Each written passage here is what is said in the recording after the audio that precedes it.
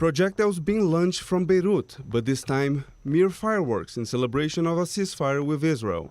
Dear Lebanese people, all political and partisan forces and parliamentary blocs, all sects, dear blessed Lebanon, I address you as we fold a historic moment that was the most dangerous phase that Lebanon has experienced, threatening its land, people, history, present, future, and wealth as a result of the Israeli aggressive war that has affected all the components of life in our homeland.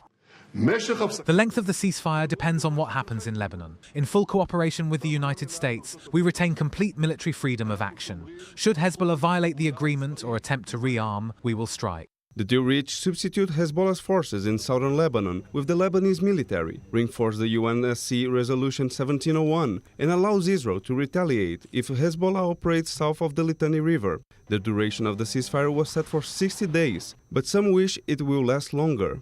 This is designed to be a permanent cessation of hostilities. What is left of Hezbollah and other terrorist organizations will not be allowed, I emphasize, will not be allowed to threaten the security of Israel again. The United States and France pledged to be active in the cessation of the hostilities, ensuring the compliance of the deal and empowering the Lebanese government to take over control of the country.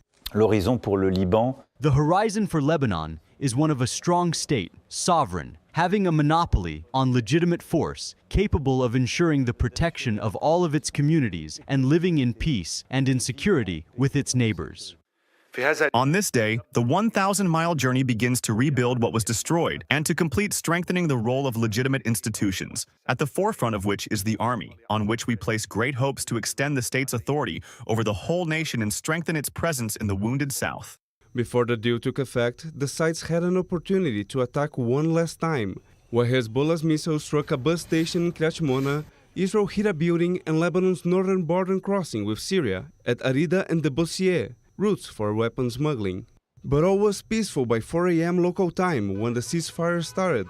While Hezbollah members celebrated in Beirut, thousands of displaced civilians returned to the southern Lebanon, ignoring the warnings from the IDF to stay away from evacuated areas. We are going back to Harry's, and God willing, we are victorious always. We are going to be a fork in the eye of the enemy. But not everyone is happy with the deal. In Tel Aviv, displaced North residents and reserve soldiers protested against the decision, claiming it is not enough to ensure the safety of the region. I served 250 days as a reservist. What did you do? Why can't the Prime Minister, who pretends to be a hero, come talk to us? I think that when you sign an agreement with the Lebanese army that is not worth much, that cannot enforce anything regarding Hezbollah, that cannot exercise authority over Hezbollah, when we know that we, within distance of bringing Hezbollah to its knees, that was a mistake.